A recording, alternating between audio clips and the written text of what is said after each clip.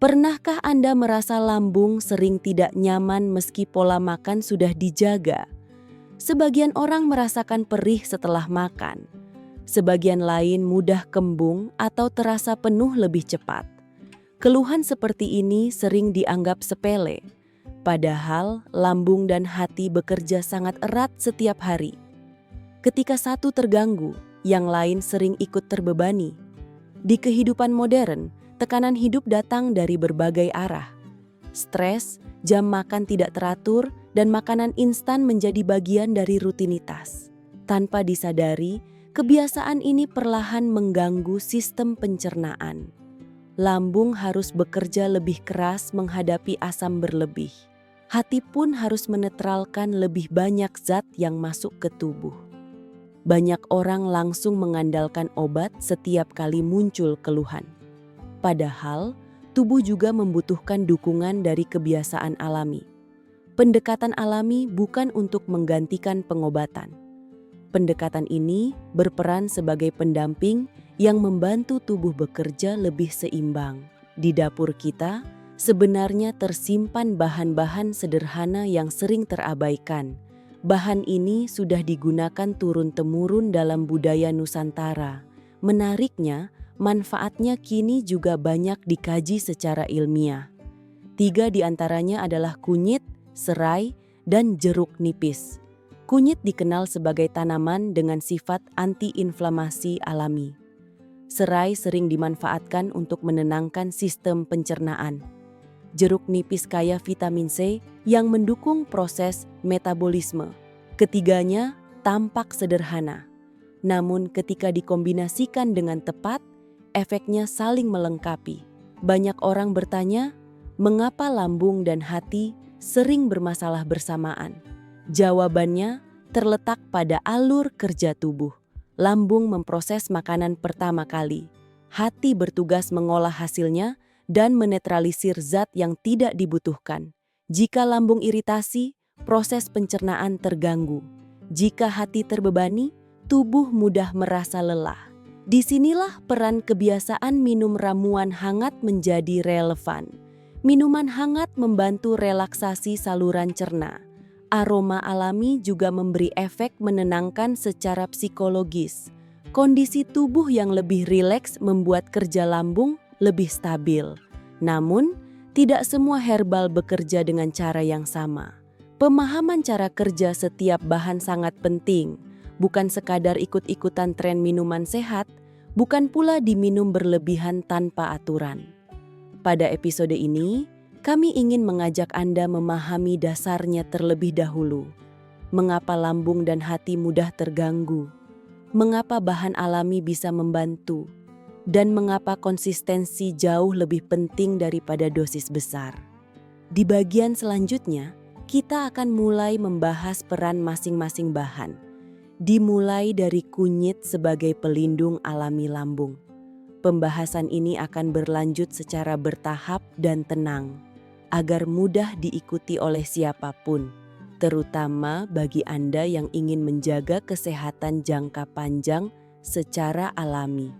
Kita lanjutkan pembahasan dari peran masing-masing bahan.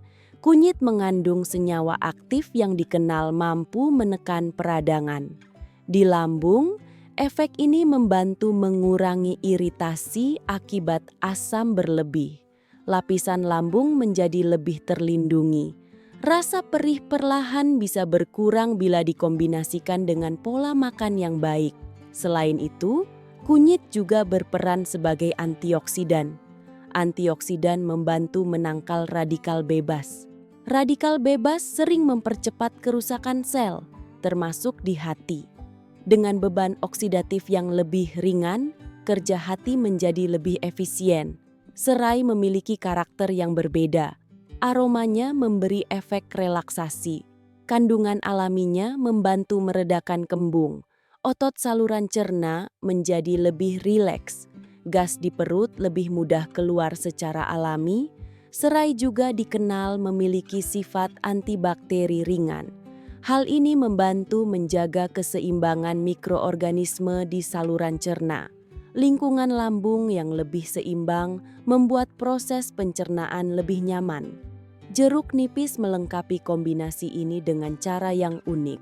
Vitamin C mendukung proses detoksifikasi hati. Produksi empedu dapat terbantu secara alami. Empedu berperan penting dalam mengolah lemak. Metabolisme pun berjalan lebih lancar. Ketika ketiga bahan ini dikombinasikan, efeknya bersifat sinergis, bukan bekerja secara instan, melainkan membantu tubuh kembali ke ritme alaminya. Inilah mengapa ramuan ini lebih cocok dikonsumsi rutin dalam jumlah wajar. Cara penyajian juga perlu diperhatikan. Bahan segar memberi hasil yang lebih optimal. Air rebusan sebaiknya tidak terlalu lama agar zat aktif tidak rusak. Jeruk nipis ditambahkan saat suhu sudah hangat, bukan mendidih. Waktu minum juga berpengaruh. Banyak orang merasa lebih nyaman mengonsumsinya di pagi hari. Lambung belum penuh, penyerapan berjalan lebih optimal. Namun, tidak semua orang memiliki toleransi yang sama. Bagi lambung yang sangat sensitif, porsi kecil lebih dianjurkan. Perhatikan reaksi tubuh selama beberapa hari pertama. Tubuh selalu memberi sinyal. Jika muncul rasa tidak nyaman yang menetap, hentikan konsumsi. Pendekatan alami selalu menekankan kehati-hatian, bukan paksaan. Bukan pula klaim berlebihan. Ramuan ini tidak menggantikan terapi medis. Perannya adalah membantu dan mendukung, terutama dalam pencegahan dan perawatan jangka panjang. Sebagai penutup pembahasan ini, kita bisa melihat satu hal penting.